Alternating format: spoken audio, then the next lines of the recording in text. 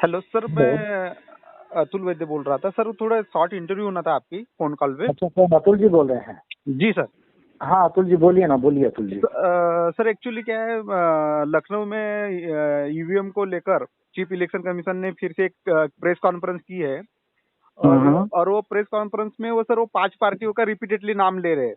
आज की press conference का बात कर रहे हैं आप, शायद जी लखनऊ वाली। जी जी सर। हाँ बोलिए ना अतुल जी, बोलिए। हाँ, वो 5 पार्टियों का लगातार नाम ले रहे हैं और उनके प्रेस कॉन्फ्रेंस से और जो पार्टियों का हवाला दे रहे हैं उसके हिसाब से लग रहा है कि पार्टियों में इसमें इसके ऊपर कोई क्लियरिटी नहीं दिख रही है उनकी। कौन उनका सी स्टैंड पार्टी नहीं दिख रहा है क्लियर। कौन सी पार्टी का नाम ले रहे हैं अतुल जी? ये बीएसपी का लिए सर। हाँ। एक कम्युनिस्ट पार्टी थी, हम्म। समाजवादी पार्टी थी सर उसमें। हम्म। और कोई 2 पार्टी थी सर जो मैं बता देता हूँ। उन्होंने कांग्रेस का नाम लिया है, जी। बीजेपी का नाम लिया है, हम्म। आम आदमी पार्टी का नाम लिया है, कम्युनिस्ट पार्टी ऑफ इंडिया का नाम लिया है, जी बीएसपी का नाम लिया है, और आज जो नाम लिया उन्होंने समाजवादी पार्टी का और अपना दल का नाम लिया है। जी। और इन्होंने ये कहा कि भाई ये जो पार्टीज है ये ईवीएम का कोई विरोध नहीं कर रही हैं। हम्म। ये कह रही है कि भाई हमको जो है वो काउंटिंग चाहिए इसमें, हम्म।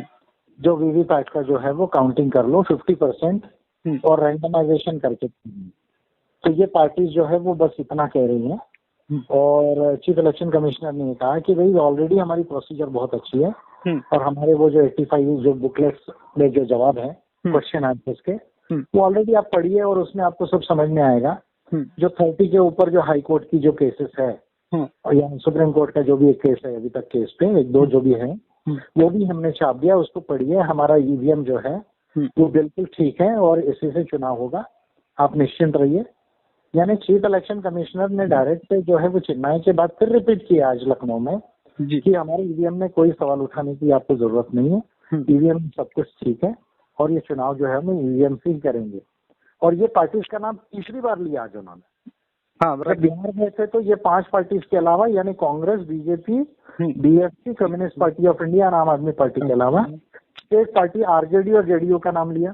चेन्नई में जाके ये 5 पार्टीज के अलावा उन्होंने डीएमके, एआईडीएमके का नाम लिया और आज ये 5 पार्टीज के अलावा उन्होंने समाजवादी पार्टी अखिलेश जी की और अपना दल का जो है शायद अनुप्रिया पटेल वाले, तो उनका जो है वो नाम लिया है। इसका मतलब तो अब ये क्लियर हो रहा है कि ये पार्टीज ने ऑफिशियली ऑन रिकॉर्ड ईवीएम को लेके कोई भी डिटेल में स्टैंड नहीं लिया है। अब बीजेपी को तो हम माइनस ही कर देते, ठीक है, बीजेपी तो इसके फेवर में ही है, पर अब कांग्रेस जो है वो इधर उधर बोलती है, दिग्विजय सिंह इधर बोल रहे उधर बोल रहे, लेकिन ये बातों से हमको क्लियर समझ में आ रहा है कि कांग्रेस ने ऑफिशियली, इंडिया अलायंस ने ऑफिशियली प्रोसीजरल वे में जो इसका स्टैंड लेना चाहिए था, लेटर वेटर लिखना एक बहुत सिंपल चीज है, लेकिन लॉ को इवोक करके जो ऑफिशियल स्टैंड लेना चाहिए था वो इन्होंने नहीं लिया है। तो ये एक बात इसमें स्पष्ट हो रही है। दूसरी बात जो वो कह रहे हैं कि भाई 85 क्वेश्चंस के आंसर्स हैं, तो मैं फिर रिपीट कर रहा हूँ कि जो हमने जो पिटीशन बनाई है जो 23 जनवरी को दी गई, फिर 29 जनवरी को दी गई और 8 फरवरी को 3 पिटीशन हमने इलेक्शन कमीशन ऑफ इंडिया को दी। इसके बाद इलेक्शन कमीशन ऑफ इंडिया ने 1 महीने के बाद भी जब हमको जवाब नहीं दिया, तो आपकी जानकारी के लिए मैं बता रहा हूँ अतुल जी आज सारे ऑडियंस के लिए कि हमने एक रिप्रेजेंटेशन बनाया चीफ जस्टिस ऑफ इंडिया के नाम से डायरेक्टली। जो ये इलेक्शन कमीशन ऑफ इंडिया मतलब जवाब नहीं दे रही या प्रेस कॉन्फ्रेंस में आपका एपीआई का नाम नहीं ली, इसके लिए आपने ये सुप्रीम कोर्ट का स्टेप नहीं अतुल जी, देखिए जो हमारी जो पिटीशन है ये 3 पिटीशन जो इलेक्शन कमीशन को, उसमें मैं 52 और अभी तो खैर ज्यादा 56 हो गई है। मैं इनको एग्रीमेंट मांग रहा हूँ। सपोज अतुल जी जैसे मशीन बनी है तो there should be an agreement between the election commission of India and BEL and ECIL, number 1।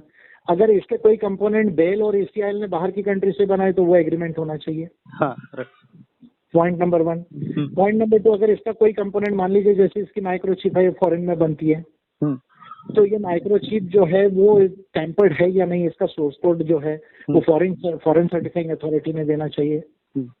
आज आपके जितने एरोप्लेन आ रहे जैसे फाइटर प्लेन आ रहे, मान लीजिए आपका राफेल आया है, तो राफेल आया तो उसके सर्टिफिकेट्स है ना, फ्रांस की जो भी कंपनी है उसने दिए ना, बरोबर, फ्रांस की गवर्नमेंट ने दिए ना, वो मौजूद है ना।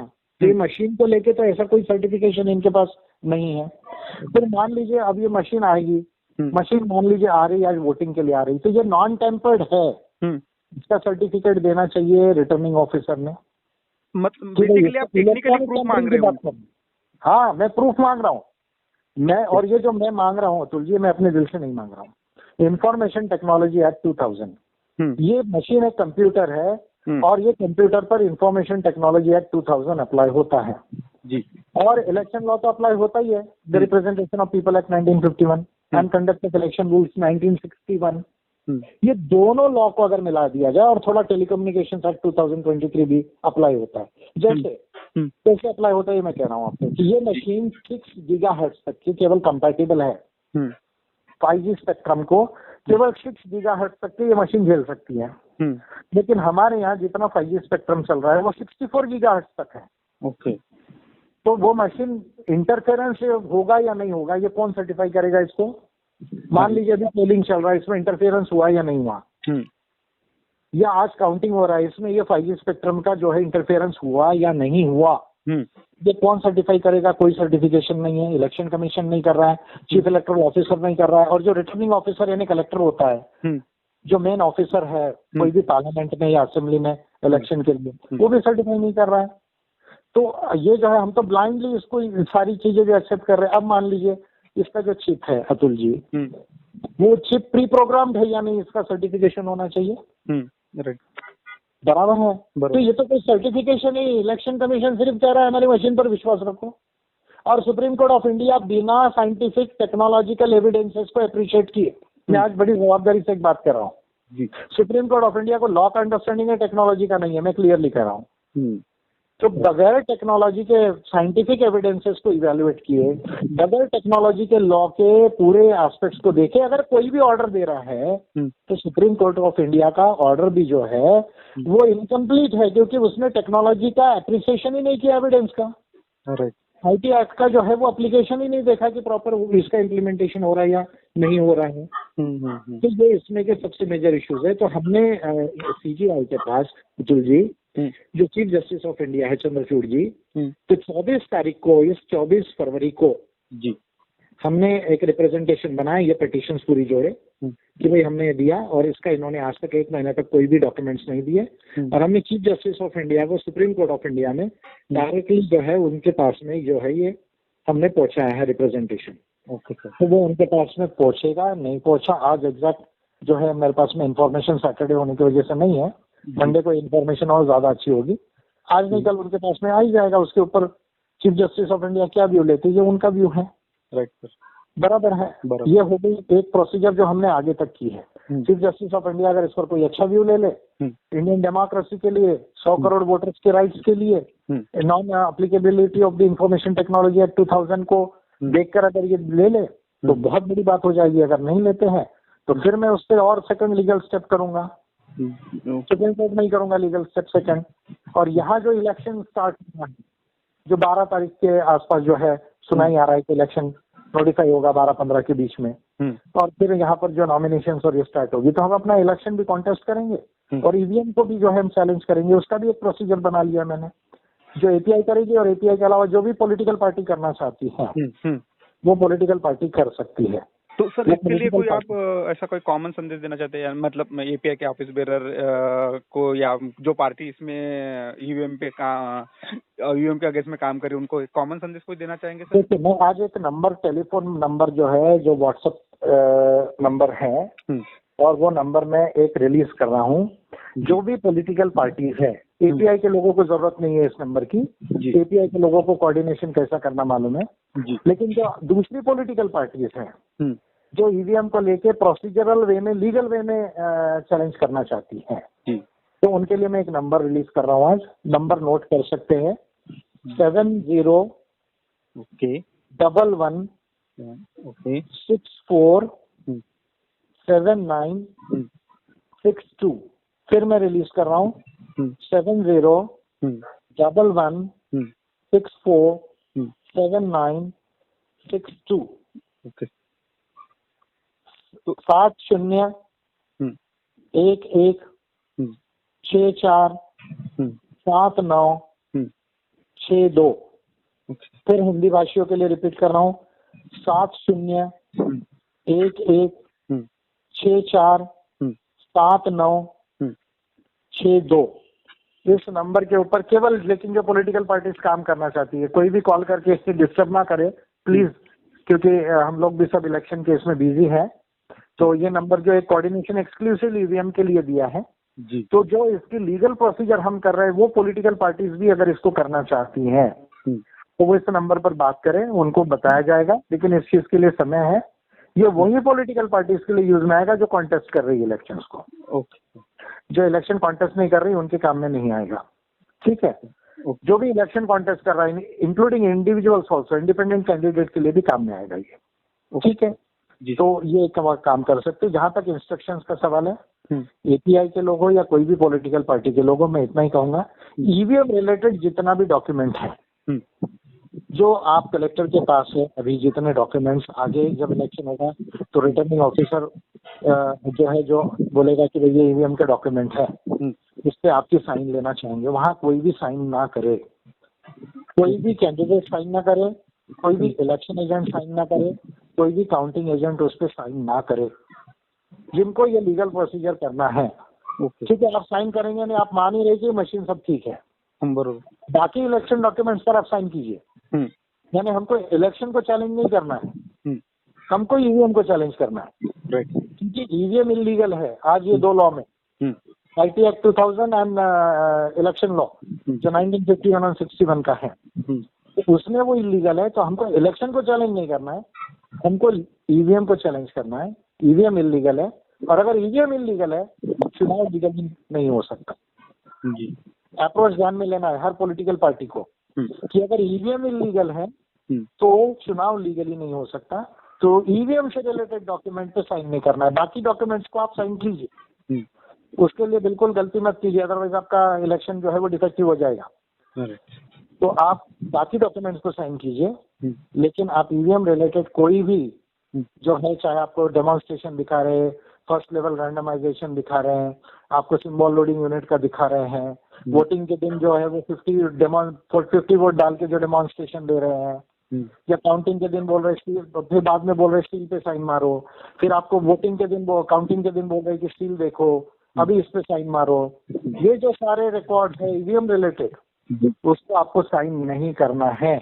और ईवीएम से जो रिजल्ट निकलेगा वोट का, उस पर भी साइन नहीं मारना है। यानी ईवीएम से जो रिजल्ट निकलेगा वोट का, उस पर कोई भी कैंडिडेट को और उसके काउंटिंग एजेंट्स को भी साइन नहीं मारना है। जो लोग ईवीएम को चैलेंज कर रहे हैं लीगली, मैं उनके लिए बोल रहा हूँ, ठीक है जी। तो ये एक मेरा मैसेज है इनके लिए। आप और कुछ पूछना चाहते हैं तो बोलिए जी। नहीं सर, थैंक यू सर, आपने अपना समय निकाल के हमको गाइड किया इस बारे में। अतुल जी, इशू क्लियर हुआ है। एक तो ये पॉलिटिकल पार्टी जिसका नाम चीफ इलेक्शन कमिश्नर बार बार ले रहे हैं जी कि इन्होंने कोई भी स्टैंड नहीं लिया ईवीएम के अगेंस्ट में, बिल्कुल सर, वो पॉलिटिकल पार्टी बोल रही केवल ट्रांसपेरेंसी चाहिए, हमको 50% काउंटिंग कर दो। तो इनको ये समझ में क्यों नहीं आ रहा है कि अगर इसका प्री प्रोग्राम्ड अगर है मशीन, या कोड ही ऐसा लिख दिया जाए तो आप एक बार वोट डालेंगे। अतुल जी, ये बहुत इंपॉर्टेंट पॉइंट है, इसको समझने की जरूरत है जी। कि आपने वोट डाला, आपको वीवीपैट में स्लिप दिखी, आपने कोर्ट को वोट डाला, आपको स्लिप दिखेगी कोर्ट की, अंदर चिट्ठी प्रिंट होगी कमल की, और वोट भी जाएगा कमल को, बरोबर, या किसी और पार्टी के लिए प्रोग्राम किया हो तो जाएगा। मैं कमल उदाहरण के लिए दे रहा हूँ, ओके, समझ रहे हैं। तो अब क्या है, ये जो बोल रहे हैं कि स्लिप काउंट करो, स्लिप काउंट करो, ये बिल्कुल टेक्निकल अंडरस्टैंडिंग नहीं है इनको। मान लीजिए आपका स्लिप दिख गई कोर्ट की, अंदर स्लिप प्रिंट हुई कमल की, और वोट भी गया कैसे हो रहा है, डिपेंड यानी जब आप वीवीपैट की स्लिप काउंट करोगे और जब आप जो कंट्रोल यूनिट का वोट जब आएगा, दोनों मैच हो जाएगा। समझ रहे हैं। तो ये जो वीवीपैट का जो मेथड है, क्योंकि वीवीपैट में भी एक प्रोग्राम है, वीवीपैट में भी एक सॉफ्टवेयर है, और वो सॉफ्टवेयर जिसको फर्मवेयर भी बोला जाता है, उसका भी एक सोर्स कोड है। और वो ज्यादा डेंजरस है, क्योंकि वीवीपैट जो है उसमें जब सिंबल लोडिंग यूनिट से, लैपटॉप से या पीसी से जब सिंबल लोड किया जाता है जी, तो इलेक्शन कमीशन ऑफ इंडिया के वेबसाइट से, इंटरनेट से कनेक्ट करके वो लिया जाता है। समझ रहे हैं आप जी। और जैसे मान लीजिए 5-6 कैंडिडेट है, तो कौन सा सीक्वेंस होगा, क्या सिंबल होगा, क्या नाम होगा, तो ये इलेक्शन कमीशन ऑफ इंडिया के वेबसाइट से लिंक करके लिया जाता है। ओके। तो पहले तो केवल, आज जब इंटरनेट नहीं था तब केवल टैंपरिंग का इशू था, जब इंटरनेट लग गया तो वहां हैकिंग का भी इश्यू आ गया है। आप समझ रहे इस बात को? बिल्कुल। और वहां अगर सोर्स कोड ही ऐसा लिखा गया है तो आपको दिखेगा बरोबर एक पार्टी का, लेकिन वोट बरोबर दूसरे पार्टी को जाएगा। तो ये मुझे लगता है कि ये जो पॉलिटिकल पार्टी टेक्नोलॉजिकल अंडरस्टैंडिंग बड़ा वीक है, इनको किसी अच्छे कंप्यूटर वाले से समझ लेना चाहिए, या हमारे जैसे जो लीडर समझा सकते हैं अगर वो चाहे तो। ठीक है, तो ये एक इशू को उनको करेक्ट करना चाहिए। और बाकी तो मैंने बाकी पार्टीज को क्या करना है, एपीआई को कैसा करना है, ये आपको बताया अतुल जी। जी। और हमने सुप्रीम कोर्ट ऑफ इंडिया में इसको 24 जनवरी को चीफ जस्टिस ऑफ इंडिया को एक रिप्रेजेंटेशन दिया है, और ये सब जोड़ दिया है हमने, जितनी तीनों पिटीशन है वो। ठीक है, उसका जो भी रिजल्ट आएगा, जो भी डेवलपमेंट होगा, मैं आपको वॉइस इंटरव्यू में बताऊंगा आगे। ठीक, राइट। ठीक है अतुल जी, हाँ, थैंक यू।